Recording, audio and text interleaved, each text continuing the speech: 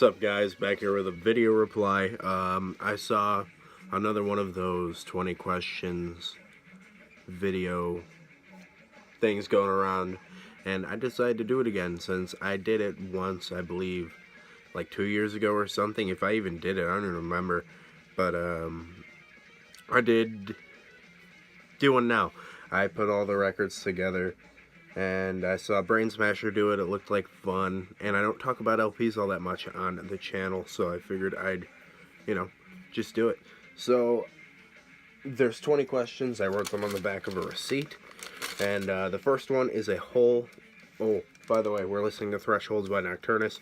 The first one is a hole in your collection that you would like to fill.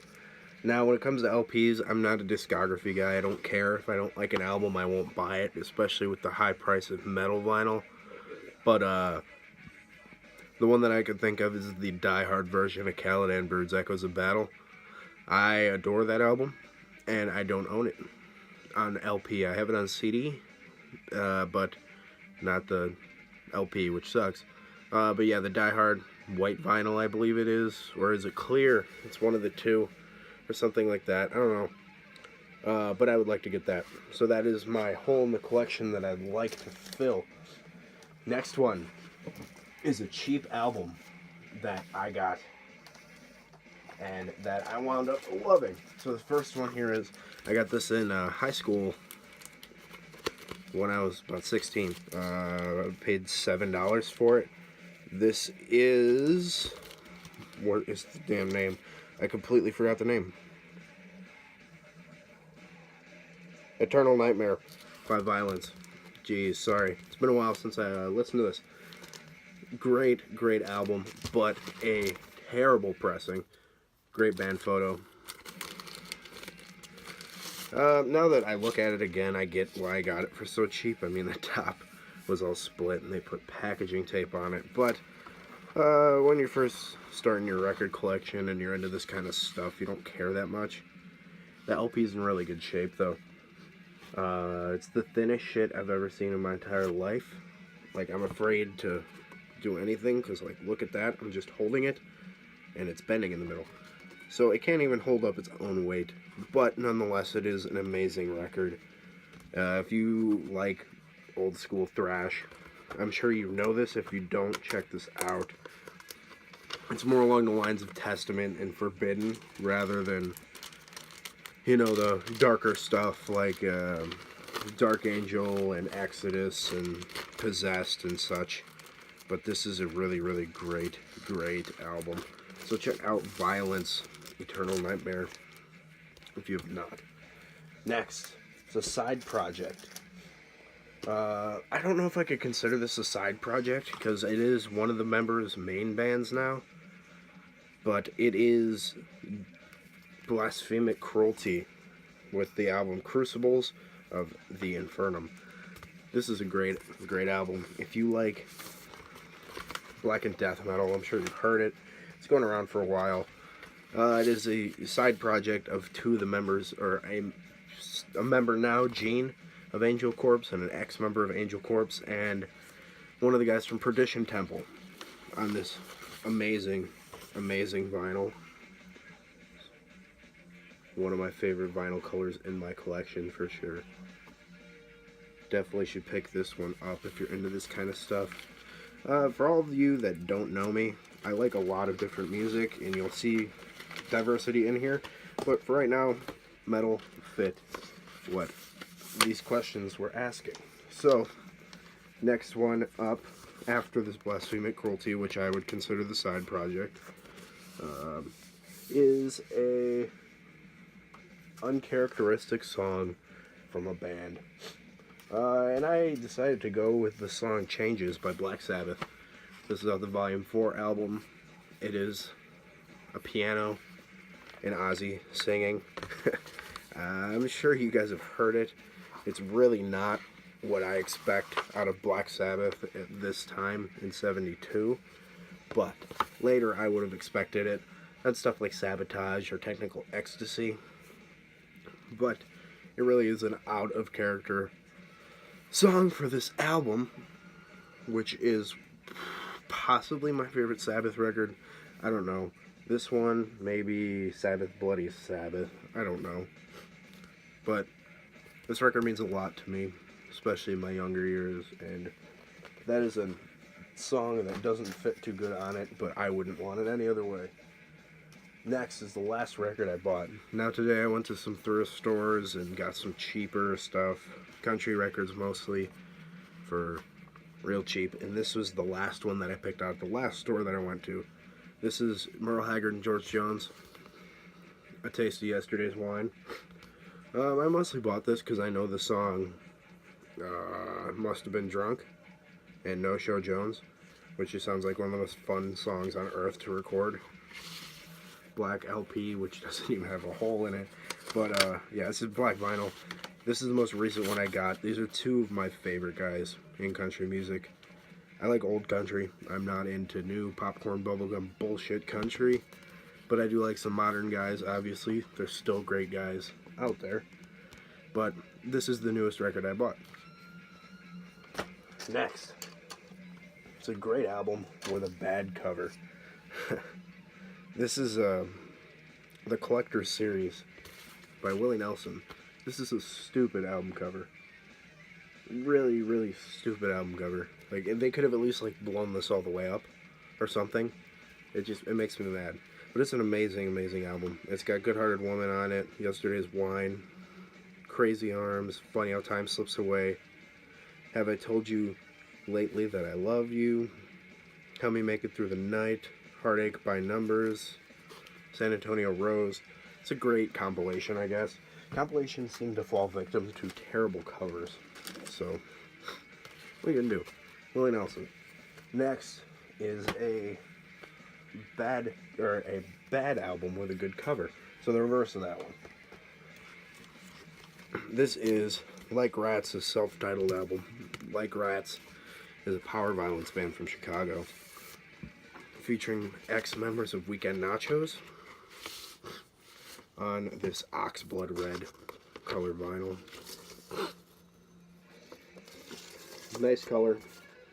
They were great live. I put the record on. It's incredibly lackluster, kind of boring. Not to be hating or anything, but I love the album cover. It reminds me of the Allman Brothers album Brothers and Sisters, and that's why I picked this one over a couple of the other records that they had for sale there. It was like $12, $15, and I was like, I want to support them. They're local bands. I was in the local metal scene at the time as well. As of right now, I'm not really doing anything with that, but this is a lackluster album with a cool cover, in my opinion. Some people might not think this is that cool, but whatever. Next is a blues album. I didn't have any Mississippi John Hurt on LP, which I wanted to show. I thought I did, but I guess I just have CDs. So I picked up Derek and the Dominoes' Layla album. This is a blues record. No qualms about it. The Bell Bottom Blues is on here. Nobody Knows You When You're Down and Out. I Am Yours is my favorite one on here. Key to the Highway. They did Little Wing, the Jimi Hendrix song. The song Layla's on here. Keep On Growing. You guys have probably heard this. If not, you should definitely get on this one. Great record. Featuring Duane Allman. And it is Eric Clapton. And a couple other guys that are amazingly talented. Next is an earworm. I didn't understand what the hell that meant, so I had to rewatch Ben's video, and it's just songs that get stuck in your head. Now this album is chock full of those. Gunfighter Ballads and Trail Songs by Marty Robbins. Any given part of the day, I guarantee you, one of these songs that's on this record is stuck in my head. The one that gets stuck in my head probably the most is They're Hanging Me Tonight, Strawberry Roan, and Master's Call. Great, great album. Old cowboy shit. So good. Just a black LP. I mean, it's from '59. I wouldn't expect anything else. Great record. Next, historically significant records is Duane Allman's An Anthology on LP. Capricorns Pressing, And this is just kind of like in memory of Dwayne. It comes with this awesome book. And Dwayne passed away in 71 in a motorcycle accident. And this is just stuff that he's had to do with. From Wilson Pickett to Aretha Franklin. All kinds of people. It's just a great album. It's closing, and it's a good memory of what Dwayne was as a musician and a guitar player. And he's one of my favorite guitar players. So that is a historically significant one. Next is a dollar bin. This wasn't a dollar bin. I got this for free at the record store because I'm a regular customer. I saw it on the wall. Asked how much he wanted for it, and he said, "You're buying all this?" I had a fat stack of CDs in my hand, and he's like, "You could just take it." And I was like, "Okay." Don't Break the Oath. Merciful Fate. I adore Merciful Fate. Combat Press. Adore Merciful Fate. Anything King Diamond puts his vocals on, I will purchase and I will listen to religiously, I promise you.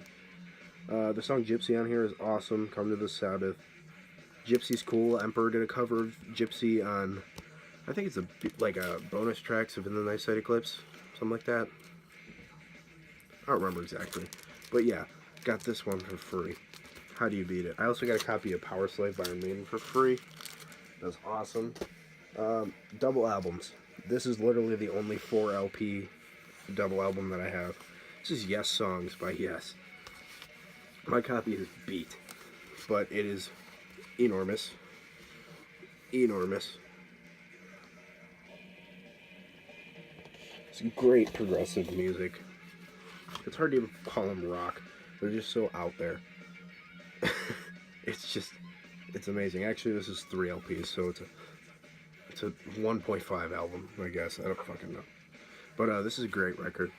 If you like progressive music, I'm sure you've heard Yes. If you like spacey shit, Yes is where it's at. Like Hawkwind and Pink Floyd. Great. Next is an album that I found out about from the DC.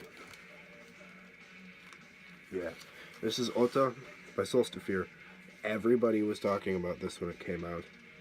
Everybody. And I went out and bought it. It's an amazing record. Solstafir is a band that I've been trying to keep up with. I have 3 of their albums, and I know I have more metal-based albums, which I don't own. Before this one, and before the album Cold, I don't remember which one was first. But Solstafir is amazing. And black vinyl, so I'm not going to yank it out and show it to you. It's just a great, hazy, post-rocky, melancholic album. Next, and the only 10-inch that I own, Woodwire and Roses by Blackberry Smoke. Acoustic album from a modern southern rock band. Little acoustic EP. Nice little black vinyl. Super thick. Super thick. Lots of good songs. Living in the Song. Lay It All on Me. Woman in the Moon. If you guys like Lynyrd Skynyrd, check this out. You'll dig it. Next one. It's a 7-inch. I have a couple 7-inches. I don't prioritize these because I think they're kind of useless other than collectible pieces. But this is one of the, I think this is the first Cryptopsy EP. Ungentle Exhumation, signed by the whole band. I purchased this at one of their shows. Yeah, the whole band signed it. I also got my None So Vile flag signed, which is over there. On a nice, super clear vinyl. Great EP, Brutal Death Metal from Canada. There you go. And the last one is going to be a Sleep album. Now, I'm breaking the rules here. I don't have this on LP because it was never pressed on LP. This is my favorite album to sleep to. Depressed with Silence, demo tape, Dungeon Synth from Germany, I think.